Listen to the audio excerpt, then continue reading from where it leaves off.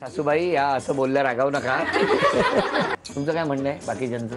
राहावं लागतं. काय राहावं लागतं? हं? सांग. अवलंबून राहावं लागतं. पण तू राहणार तुझं लग्न झालं हा राहणार. का आधीच शिकून का नाही जाणार? आधी शिकून मग पुन्हा मग ते सगळं सासू सगळं माझ्यावरच ढकलणार. सासूबाई तुमच्यावर ढकलणार मग तूच कर, मी आराम करते. त्यापेक्षा थोडंफार आपण अवलंबून राहावं. म्हणजे ह्याला टेन्शन काय माहितीये का?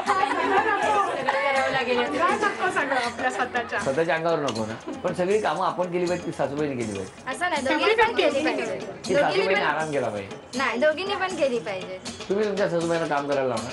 नाही लावणार, जास्त नाही लावणार. जास्त मी करणार, पण थोडंफार त्यांना करायला लावणार.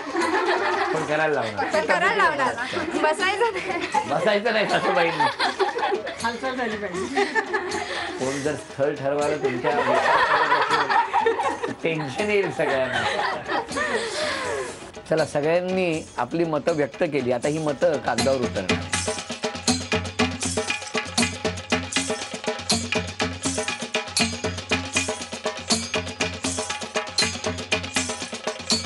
सगळ्यांच्या चिठ्ठ्या इथे आलेल्या आहेत आणि आता मी प्रश्न विचारतो, प्रत्येकाने आपलं उत्तर द्यायचं आहे. कामाचं वेळापत्रक कोणाचं पक्क आहे? या दोघींपैकी कामाच्या बाबतीत एकदम पक्क असं कोणाचं वेळापत्रक आहे? सगळ्या गोष्टी वेळेवर कोण करणार? हा गुण सासूबाईंना. या दोघींपैकी कोणाला हसवणं जास्त सोपं आहे? चला, अभिनंदन. सुखाची गुरुकिल्ली कोणाकडे आहे? या दोघांपैकी सुखाची गुरुकिल्ली कोणाकडे आहे? घाबरू नका, लवकर ती तुमच्याकडे देणार आहेत.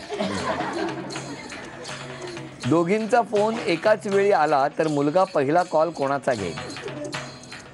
म्हणजे एका वेळेला दोघांचे फोन आले तर आधी आईचा फोन उचलेल मुलगा की बायकोचा? सून.